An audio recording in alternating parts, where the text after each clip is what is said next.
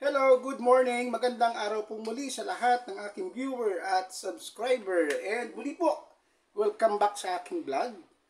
At ngayong araw po, isang magandang topic po ang aking isi-share sa inyo. At ito po'y sagot sa tanong na ipinadala sa akin. Ano po? Ang tanong sa akin ng isang subscriber ko ay safe daw ba bumili ng lupa na may titulo? Kaya lang nawala. Ang seller po, ang hawak ay Xerox copy na lang dahil nawala daw po. Ngayon ang tanong, safe daw po bang bilhin? At maaari daw bang may transfer once na makakuha ng bagong title? Yan po ang binigyan natin linaw. Ano po? Pero bago ko simulan, nais ko po munang ipaalala sa lahat na lahat po ng aking video yung isinishare sa inyo ay base po sa aking personal na karanasan. Ano po? Hindi po ito pagtatanong lang kung kani-kanino, kundi personal kong ginawa. Kaya naman sa bawat topic na aking sinishare ay sinisiguro ko na kapag ginawa nyo ay magkakaroon din kayo ng magandang resulta. Ano po? At ganoon din po, nais kong magbigay paalala sa lahat ng mga gustong magpalakad ng mga dokumento ng lupa sa akin. Ano po? Kung kayo po ay magpapaasikaso, wag po kayong agad-agad maniniwala kasi meron po sa akin tumawag na isang kliyente. Ang sabi niya, ako daw ba yung vlogger na kausap niya sa cellphone kagabi? Sabi ko, opo, ako po yung vlogger. Ako po yung nasa YouTube. Ako po si Antonio Aldaya. Bakit po? Sabi ko. Kasi ang sabi ng tumawag, bago daw niya ako nakausap, marami na siyang nakausap na Antonio Aldaya na nag-aayos daw ng lupa. Ibig sabihin po, may gumagamit sa aking pangalan. Pagka ganyan pong uri ng style ng pakikipag-usap sa inyo, maging mapanuri po kayo. Huwag po kayo makipagtransaksyon nang hindi nyo nakikita. Ako mismo. Ano po? Kasi ako po kapag may kliyente, personal ko pong hinaharap, kinakausap, nang sa ganon, makita ng personal yung mga dokumento at maipaliwanag din kung ano yung mga gagawin. Ano po? Ganyan po ang tamang pag-iingat. Ano po? Huwag po kayo makikipagtransaksyon na magpapanggap na ako, tapos ang transaksyon nyo through chat lang or tawag sa cellphone. Ano po? Delikado po pag ganyan. Mahirap po yan, ha? Ingat po tayo. Okay po? Ayan.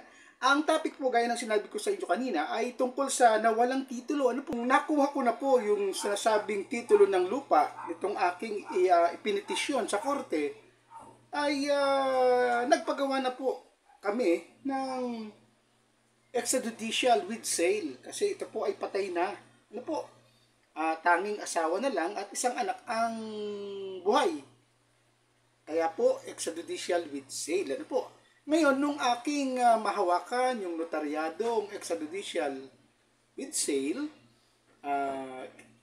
sinimulan ko na po na kunan ng mga iba pang mga dokumentong kailangan para may transfer na. Kasi ang isang EJS po, once sa manotary, dapat hindi nyo patatagalin. Dapat agad-agad asikasuhin yung bayaran, yung kanyang bayarin sa BIR. Ano po?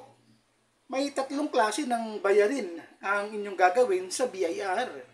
Yung capital gain tax, estate tax, at doc stamp. Ano po? Yan. Tapos, syempre, yung transfer tax at yung buwis. Kailangan po walang utang. Ano? Ngayon, ano po ba yung mga kailangan nyo sa pag-transfer ng titulo ng lupa na agriculture?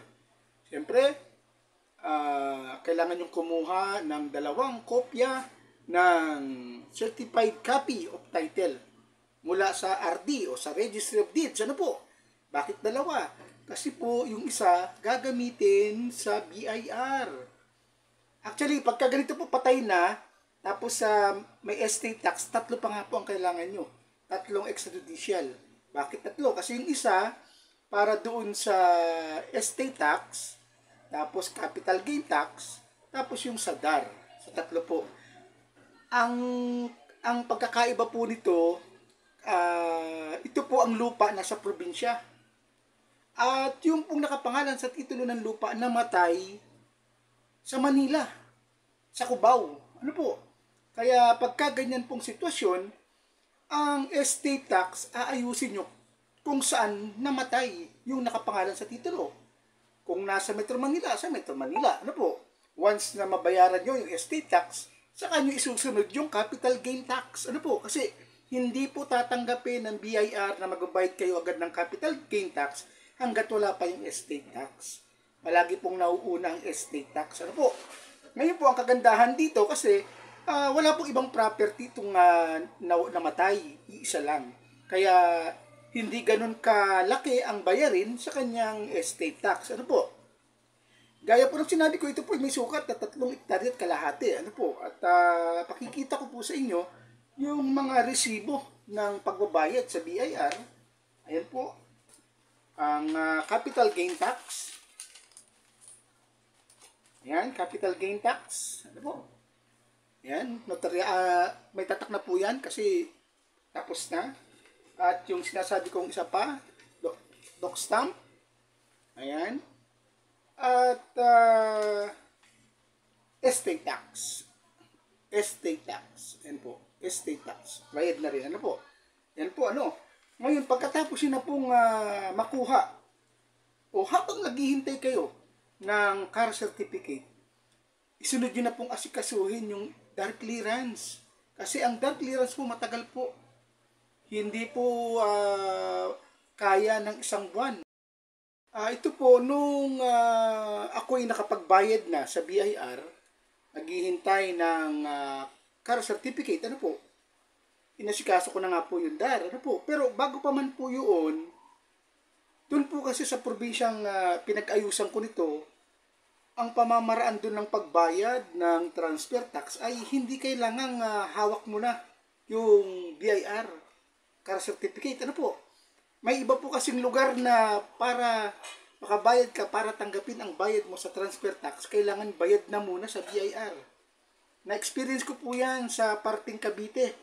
Sa Kapitolyo ng Cavite, hindi po sila tumatanggap ng bayad hanggat wala pa yung iyong car certificate. Ano po?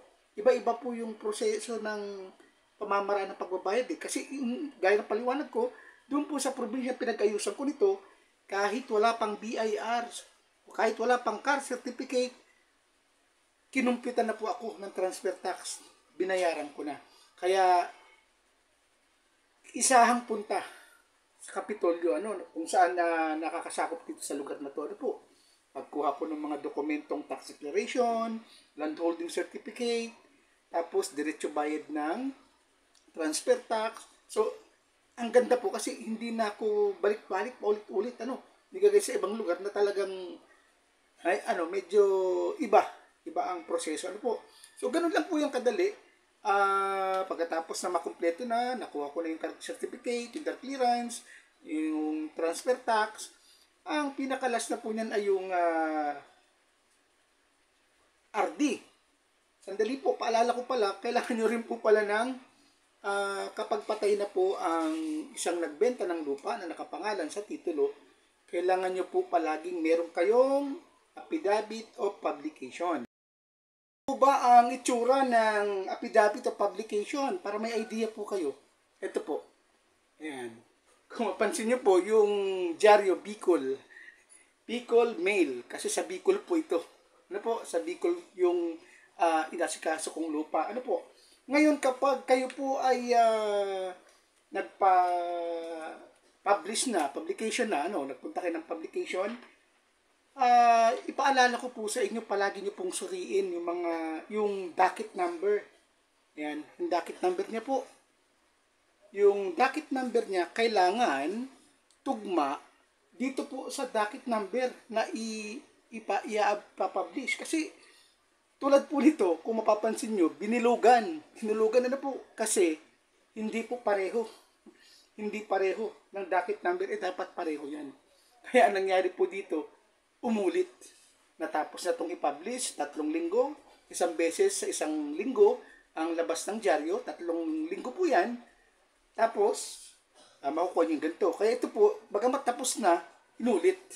Kasi nga po, mali yung docket number. Ano po?